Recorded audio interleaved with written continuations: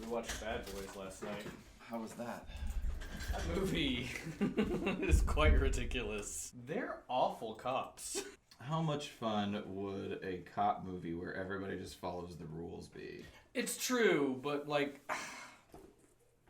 Megatron must be stopped, no matter the cost.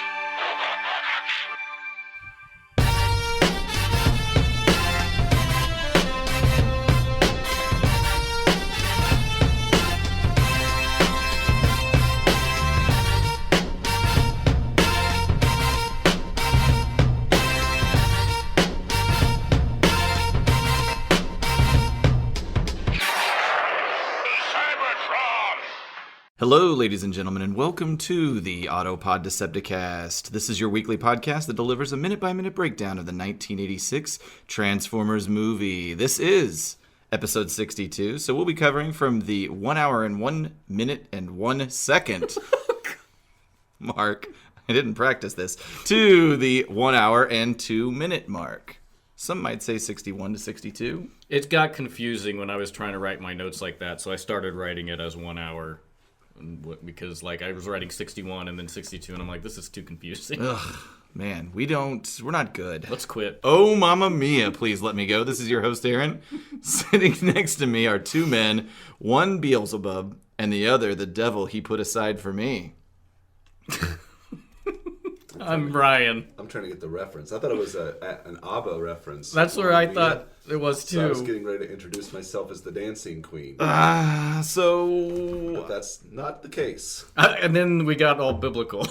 the reference is Queen, Bohemian Rhapsody, only the most popular song of theirs. I would be very happy if I never had to hear that song again. Well, let me see if you like this, Brian. God. This is the whole reason I brought it up. Oh, because of the whole movie coming out? Yeah. Yeah, it looks good. This looks awesome. Looks great. I don't know. Brian, I figured you like Queen. I like the idea of them. What does that even mean? I don't know. I mean, I like that they exist. I don't really. I mean, I'm very lukewarm about their music. Okay, well, I brought it up because I swore I thought that you would be maybe interested in a Queen biopic. No. Why would you be interested in Why? Because Queen makes the kind of like kitschy music that does kind of,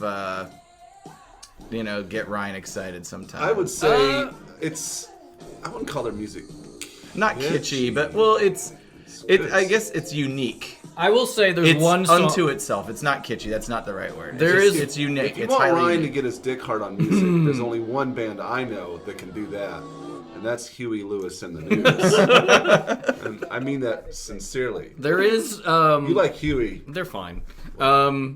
I would say I'm more like ABBA would definitely be more my That's wheelhouse. cool. Yeah, but ABBA's good. I will say there's one Queen song I do love, but it's because of the movie Shaun of the Dead. Oh, yeah, that would be "Don't Stop Me Now." Yes. Because I'm having a good Again, time. Brian approaches his music because as it facilitates. It augments other entertainment. Yes. Yeah. Right. That's true. So, well, I just got amped when you sent me the text the other day, or maybe it was Ben Bunch, that on this Queen Bohemian Rhapsody biopic, and that cool trailer is just fucking amazing. It's cool looking. It's they found actors that look very similar to the real thing, and so I'm sure it's a good story. I think it covers their rise all the way through their concert in the 80s that they Was it Live Aid or something like Live that? Aid, which is an incredible performance. They basically upstaged everybody there. Right. And I just like the music to this in this trailer, the way they mash together some Queen hits. I'm glad they did that instead of If it was Some other totally hits. different music. it'd be like da da da da da da da da da da. The HSO.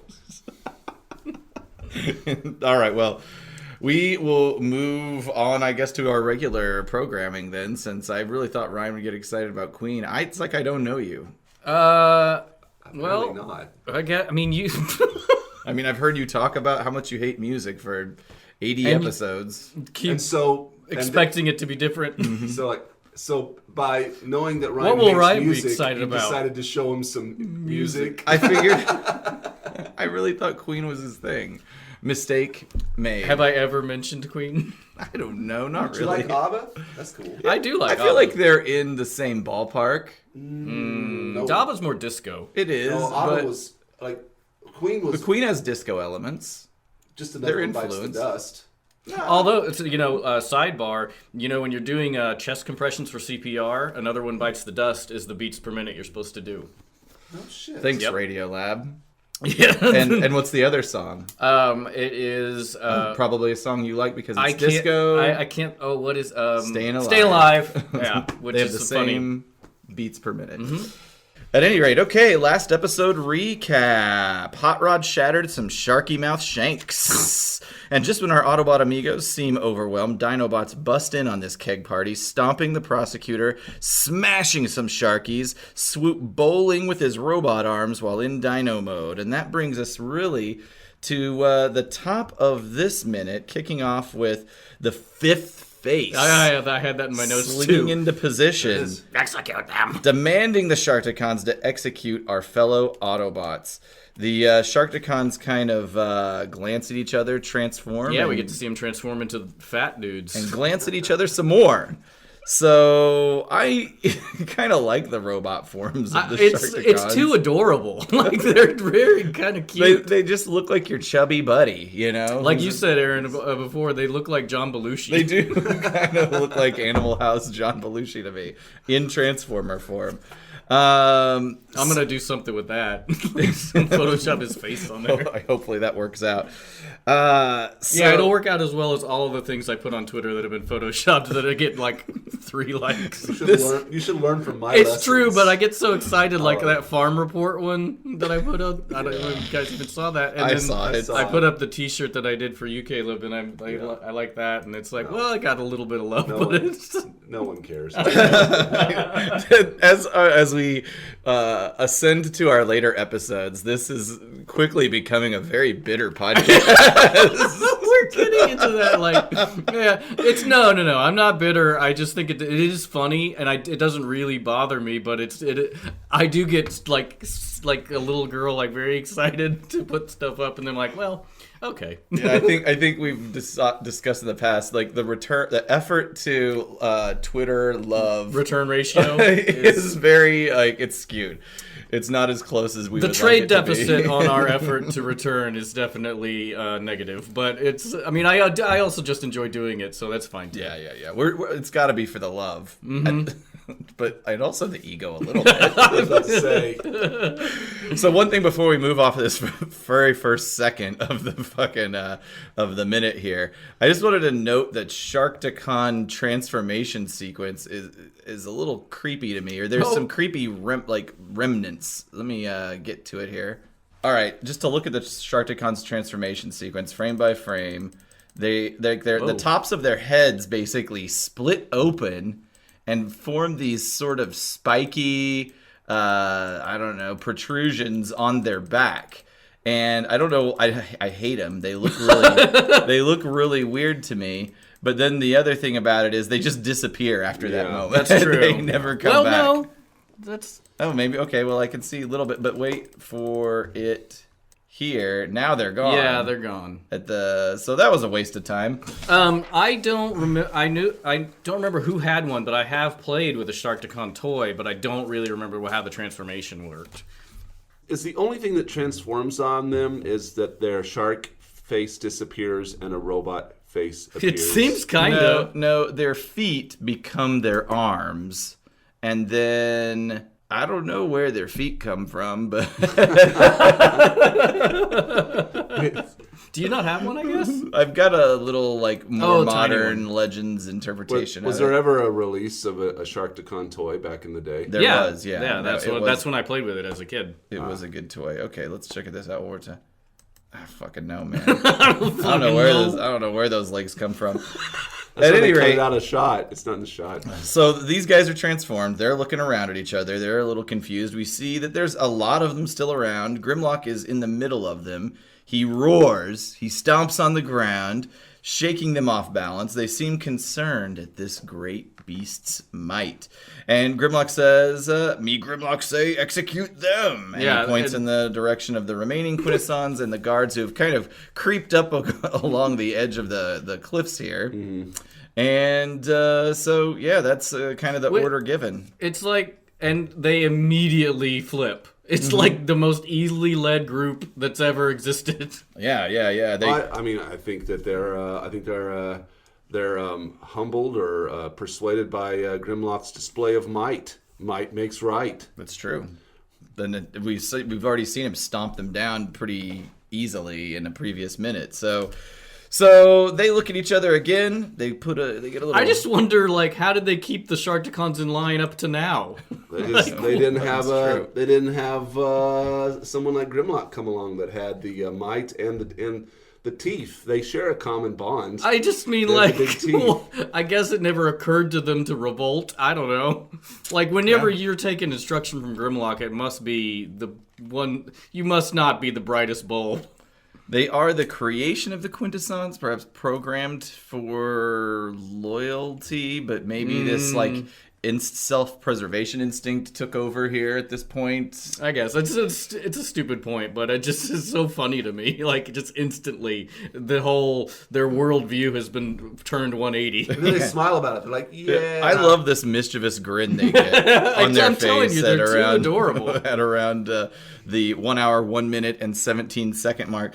So they now march towards their prey. There's hundreds of these guys still left here. Yeah, I kind of think there's enough of them they could have still won, but whatever. They begin climbing on top of each other en masse to help each other scale and the right wall. here There's at 1 hour, 1 minute, 25 seconds, where they're climbing up the wall. It's top down, like Tempest, looking down the pit. It seems like they're colored weird. Like, they look red and white to me instead of purple. That is you. Is it? They look purplish pink to me. I see pink and white. I see no purple there. Moving on. I will mention I am slightly colorblind. The Quintessons and their guards retreat. Are you both colorblind? A little bit. I think I have elements of it, yeah. It's fun for a graphic designer. Let's do it right now. All right. That'll be fun for the listener. Shut it down. So, a couple notes about Sharkticons while we're here. Did the Sharkticon name, they were originally called the Sharkons. Oh. That was their preliminary name. I don't like that at all. And along with Hot Rod, they were actually Floro Dairy's favorite characters. Oh. When asked in an interview about the Sharkticon design, like what was the inspiration for it, Floro Dairy replied, Sharkticon is a shark. No, it's not at all. No, it's not. It doesn't look like any shark that's ever existed. Yeah. So I'm just popping up in an illustration. Perhaps this would be good for our for inclusion on our website. But I love all of the Floro Dairy original designs. I feel like that response, like, you know how somebody's a genius in one aspect and then but like not right in all of them? Yes. Sharkticon is a shark. So I like his note here that says, I designed Sharkon as a fantasy beast in such a way that he is transformable to the robot on the right side. As if you weren't going to just connect that. Oh, shit. Thank you for that note. Second note, Sharkon sounds like shark. Shark is large, mouthed, sharp-toothed, savage, and voracious. Also, the fact that Sharkon is a fantasy beast and voracious meat eater. I designed it in such a way as you see it now. That's weird. Those notes mean nothing. I think he's Filipino. Maybe the English is a little bit off here, but it's like Captain Obvious. I like on the right, on the left, you've got the Sharkticons, and he's saying Sharkticons as a fantasy beast, and on the right side, Sharkticons as a robot. Okay, so this swarm of Sharkticons, they're getting closer and closer to the ledge, and Cup and Hot Rod have a little conversation. Cup says, I think the problems on this planet will be solved very shortly. And Hot Rod's like, fuck the planet, son. We got problems. We need a motherfucking ship. And at this point, Wheelie introduces himself. Mm-hmm. He says, Caleb, we'll let you do it. You've got the best Wheelie voice. You get ship if I get trip. I like how his line readings are always way different than the movie. Who, me? Yes. Well, It's true. It's true. oh, like how I just put the wrong. It's just so emphasis different. on the Like wrong it's syllable. like it's your take as opposed to Frank Welker's. There's a lot of editing at this point. I'm sorry. No, it's great. It's great. But it's Ryan won't edit it because he'll probably say something really funny here in a second. He'll be like, I gotta keep all the I junk see in what this so that I is. get my funny joke in, and it's not gonna be funny without the context. this is not a hypothetical complaint. This is a callback to something. So let me try it one more time. So he says it like this. You get ship if I get trip. Oh, I'm sorry. But I do love your wheelie voice. I know, it's great. You get ship if I get trip. Perfect. To which Hot Rod says, who the fuck are you, asshole? Oh, okay. And Grimlock steps in for a second. He's like, whoa, man, he's cool. And to prove it, he nudges Wheelie playfully on his nose there. And so... I like this part where it's like, you get ship if I get trip. It's like, gas, ass, or grass. Nobody rides for free. he is like the Matthew McConaughey character. Which is, by the way, a disgusting saying. So, Hot Rod restates the need for a ship. Wheelie says something totally incomprehensible and points to over there. He says ship stare over there. Oh, is that? I could not understand what the hell he was saying. And my version of the script did not have this in it. So anyway, yep, he points to the sky. We see the Quintesson ship for the Which first, is a cool ship. and maybe we didn't see it for the first time. I think we see it from a sort of top-down pan whenever the Autobots are being brought into the main Quintesson building. But You're right. You don't know it's a ship at that No, point. it looks like a structure. Yeah, we do see it briefly, but yeah, I really like the design of the Quintesson ship. I think it's super cool. I like the design of Quintessa in general. Yeah, everything about it. pretty cool. I think I'd get really dizzy flying in a Quintesson ship. It does spin, so I can only assume that maybe the core doesn't. I think don't there's know. parts of it that don't, does as it we'll matter see in in a later space, though? as we'll see in a later minute. I think there are parts of it that don't spin. Well, unless it's like a space station where the spin is what gives it artificial gravity. Maybe that's what. Except that no other ships in this universe do that. But Ryan is our vice president of science, engineering, and physics. You are responsible for looking more into this later on. yes, I will make a note The of that. Quintesson ship. So Cup and Hot Rod look in the direction, see the corkscrew-like abomination of modern sculpture, and Cup's like, that's a ship, and Hot Rod's like, who cares as long as it flies, and we fade out. Cut to The team on Not Junkeon. really the team. Yeah. we got not really the team yet. We've got the. We open up on Ultra the- Magnus's smoldering remains. Super gross. Just again, if you imagine these as people, like just imagine cutting to dismembered body parts. Yeah. It's kind of horrifying. A nice little gentle reminder that this guy died a little bit ago. It also reminds me of season 3. There's an episode, and I talked about this before, but like there's an episode where Springer goes through like it's like the Bone Crusher or whatever from Nothing But Trouble, but he goes through this machine and gets dismembered, and it comes out on a conveyor belt in parts. And Rodimus Prime goes, "Ew, gross," because he's the best leader that's ever been. Yeah, he has no empathy whatsoever. But maybe he knows they can put them back together because we did that with Ultra Magnus. I don't know. And weren't they on a gross goo planet as well? I don't remember. It was I just sucking remember them up that part. from some gross goo. We'll follow up on that. Season 3 is gross. We'll follow up on that. Speaking of Springer, we pan to him. He briefly surveys the scene. He's in his helicopter mode here.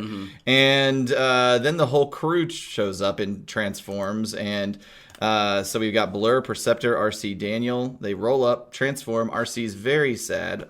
Man, Springer's huge in that Yeah, shot. there's a size. They're just kind of. I think he's a big guy. Here he is in toy form. look how big he is compared to RC. Yeah, I mean it's. Look how big he is compared to RC in toy modes. I just mean in the In context of the previous shots movie, of the it's movie. he's too big there, but it's fine. I What else? mean, he does hook up with her, That's too much. Does he? as far as we know. In your fan fiction? He grabs her wrists. He grabs her wrist a lot. if that's called we call hooking it- up, I guess. Don't think I so. guess that's what it is. That's a problem. Problematic. Yeah. RC looks very sad, and Blur says that without the Matrix, this situation is like the opposite of a Barack Obama campaign poster. Okay. Wow. No hope? And that brings us to the end of this minute. I really like the drawings of Ultra Magnus's body parts. I feel like they're well rendered. I like that hand. Yeah, the hand is good. I mean, and his like shell, like shoulder rocket launcher thing looks neat. I kind of just distracted by the fact we're just looking at dismembered body parts. Yeah, for sure. The background drawings of the characters aren't very, but what do you expect? They're very far in the background. You can't get in a lot of detail, but I still think you could have done better. Yeah. Animators. Again, this movie is like wildly varied as to the quality of the animation. There's some scenes coming up that I think are among the best in the movie. I agree. So we'll get to that. I don't really have any. There's no voice actors. Don't know there's discussion points. So I guess that means it's time to get into Deviations. I've really got nothing notable. Okay. So Ryan, jump into the insanity. Well, last time, if you remember, it was kind of similar, but there were more prisoners in the cells on Quintessa, and when the Dinobots came in, Grimlock freed all of them to attack the Quintessons, and the Sharkticons kind of joined the revolt, and there was this huge glass warrior robot that was in there that plays a part but doesn't ever come back in any meaningful way. But, okay. We go to the Quintesson is the lead Quintesson says rotates to the angry expression, says, "Back, we are your masters. You dare not defy us. Back!" And then the huge glass warrior clasps hands with Grimlock, who lowers Wheelie and basically like the Sharkticons or the Quintessons are on the run. And Hot Rod says, "We can't hang around. You can handle things from now on." And the huge glass warrior robot smiles, grunts, which is weird. Cup, seeing Wheelie, looking up at him cockily. "And who might you be, my young Bantam Rooster Bot?" What? Bantam Rooster Bot? Bantam chickens are small chickens, but it's a weird reference. But yeah, you would know that because you raise chickens. Yeah, but like it's not maybe why it was cut. It's not a universal reference. Bantam Rooster. I mean, I get bantam. That makes sense then with bantam weight. Bantam weight, yeah. It's like. But I never knew it was associated with it. Yep, that's where it comes from. Why rooster? Because of his colors? I think just because he's all just like a general reference to him being small? Small and like feisty. Bantam Rooster Bot. I think Cup's phrases and sayings in this movie or in the script are getting more and more insane. He might have like some kind of. He has onset of dementia. Autobot dementia. Yeah. Interesting. So instead of Grimlock, Snudge. None of us can speak today. I know. Good lord. Sludge nuzzles Wheelie with his huge head and says, "Him, Wheelie, good friend. It's UNH. Yeah, And then Sludge licks Wheelie like a huge dog. And Wheelie reacts, feigning disinterest, but clearly pleased. That's weird. Resume on Hot Rod. "Nice to meet you, Squirt, but like I said, we've got to split. Our friends are counting on us to do a job." Turns away, speaks to Cup. We've got to find space transportation if we're going to make time. And I'm like, AKA ship. Yeah. Just say ship. Why? Well, good editing. Yeah. As it turned out. And Wheelie says, "Fly, sky fly." What? Question. Sky fly? Like, that's his way of interpreting what they need to do. I guess. "Hey, kid, get lost," says Hot Rod. Cup says, "Wait, lad." And then to Wheelie, "You know where we can find space-worthy vehicles?" Again, I'm like, a ship. Just say a ship.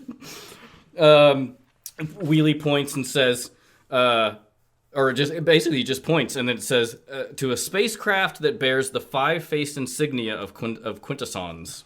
And Cup says, "A Quintesson cruiser." I wish they would have developed that logo. Yeah. I don't know how crazy that would have been. They transform and take off for the ship, and the huge glass warrior robot smiles and waves, grunting his farewell. Why did that exist? I don't know I guess Ron Freeman really liked the idea of this glass warrior robot because it doesn't make any difference in the. I don't know. It might have been a cool thing, but whatever.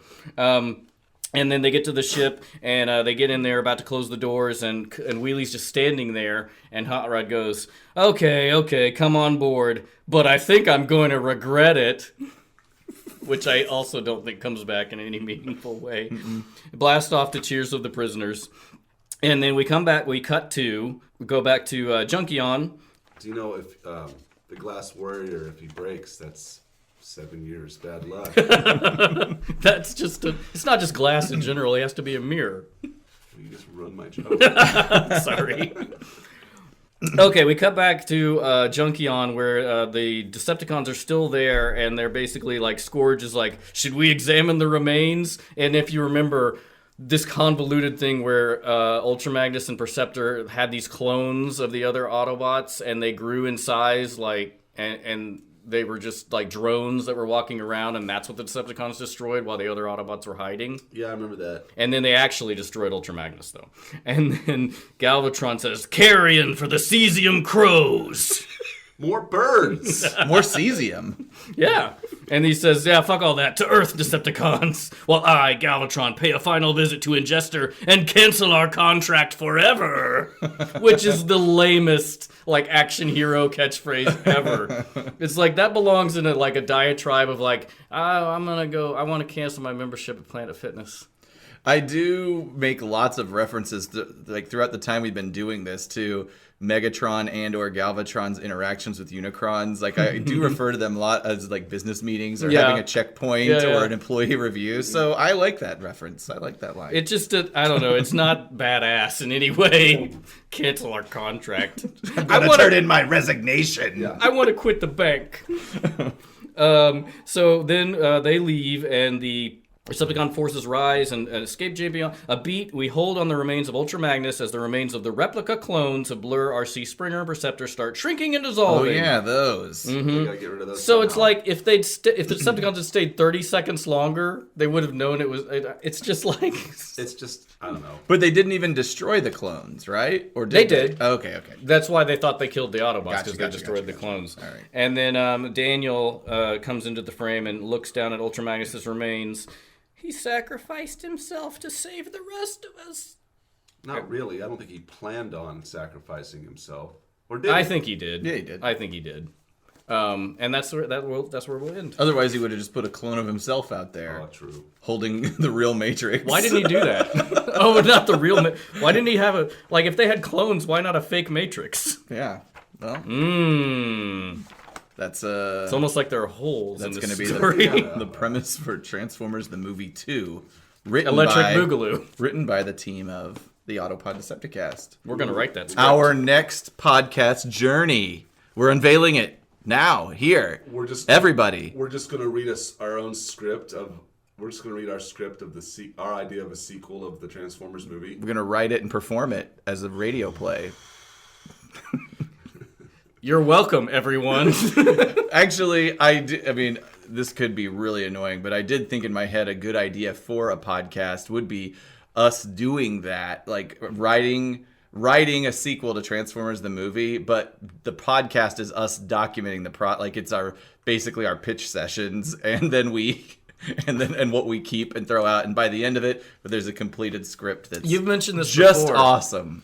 And nobody would want to listen to it. I can't imagine anyone would want to listen. I like the idea as a project. I don't know if anyone would be willing to listen to us do that. It does sound. I may not be willing to, and if I'm not, then yeah. Well, we'll workshop that idea, listeners. All right, well, it's time for us to do our daily seance that we typically do. Let's hold hands here and kind of. We're actually holding hands. Let's summon the. We are actually holding hands here. Yep. Right. All right, let's do this. And. Oh, great iconic moment, Ghost. We summon thee at this point to enlighten us. I'm not hearing anything. Oh, shit. Just wait longer. Oh, great Ghost. We summon thee with some... Do we have an offering? Blue light special at TJ Maxx. Mask? Wrong. Blue light special at TJ Maxx. So, okay, we can... I am the ghost of the iconic moment. Oh, here he is. Oh, here he is. Good luck trying to get that one. Yeah, that'll be fun. Good Lord. Okay. What is it, guys? What's your idea? I didn't have one for this one. Oh, really? No. I mean, the Ultra Magnus hand. Yeah. Is, Smoldering remains. that's an icon. Yes. Well drawn, nice little reminder of his horrifying demise. Yeah, his hand's like open, like, why? It would be, how much creepier would it have been if it was twitching? Yeah. I mean, I don't see why they didn't do that with every gruesome choice they made in this movie. Yeah. What did you have one, Aaron? Nope. I was gonna go with that. Oh, wow. How the tables have turned.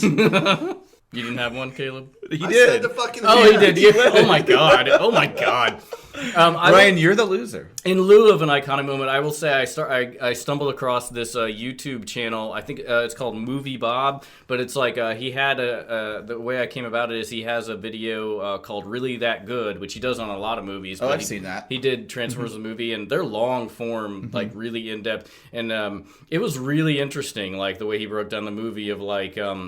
Is it really that good, and why do people still talk about it? Why is it still a thing? And it was basically the overarching theme of the video was like, regardless of the creator's intent, the way you emotionally react to something is, that's what's important. It doesn't matter if it was a like cynical way of selling toys, if it meant something to you. And he said also it's an interesting, like the movie's really interesting in the fact that like you have these two armies where the generals are killed in the first act, and the war is still going on, and you have this god figure that comes in as a threat to everybody.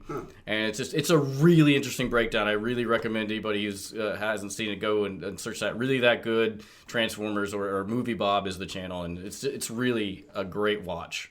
Despite the fact that this movie does have lots of sort of obvious influences from things like Star Wars in particular, I guess, and general hero's journey type stuff, I think the execution is like creative unto itself. Yeah. Like, I mean, I think the way it takes those influences and turns it into its own thing. Plus, I think there's just a lot of unique things in general that maybe the platform of robotic transforming things from another planet in the galaxy inherently allows it to be, but at any rate, so I'll have to watch that again. I watched it a long time ago. I almost was afraid to watch it because I didn't want it to influence this thing too much. It is kind of like a crystallized version of what we do. Like it's about a 40-minute like review. So don't of the go movie. watch it because it's probably a lot better. It's very good. And then you won't need us anymore. Hey, you know what? That might be long form, but you know what's longer form? Autopod Decepticast. That's right. It's 100 times longer. That's where we've got them, baby.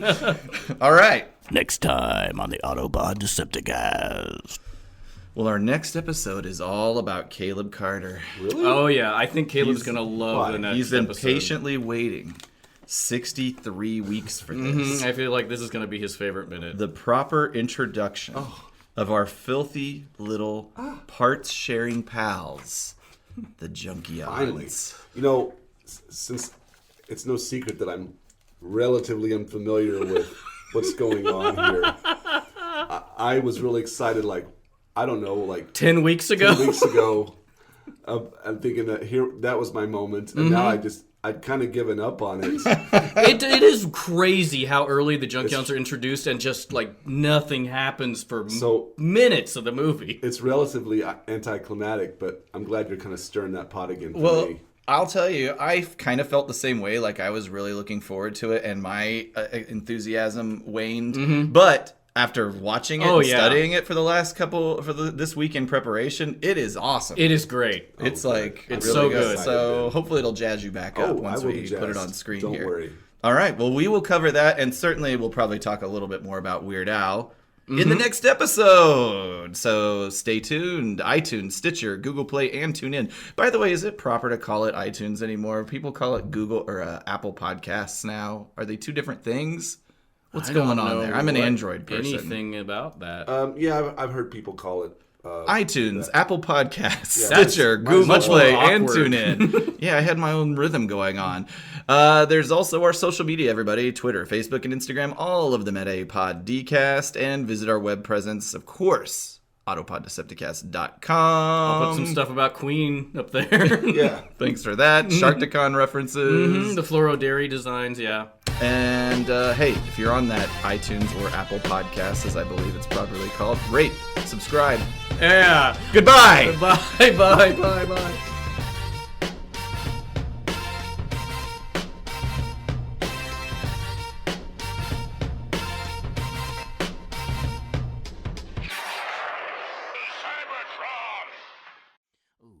Welcome, ladies and gentlemen, to APDCAD. That's right, Autopod Decepticast After Dark. I'm your host, Ryan Jett, and I'm feeling so turgid this morning. How is everybody out there feeling in radio land?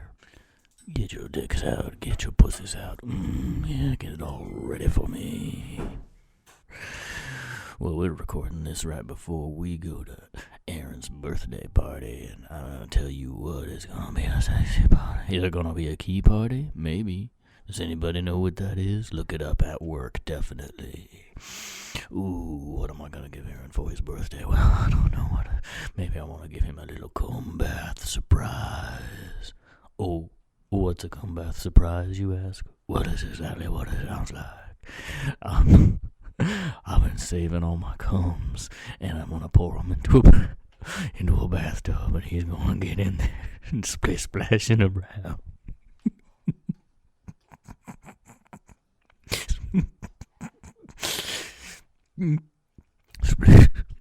Splish, splash, I was taking a comb. Splish, splash, I was taking a comb bath all about a Saturday morning. Rub-a-dub just coming in the tub, thinking everything was alright. Okay, I gotta go. Blow cells, where we sell good.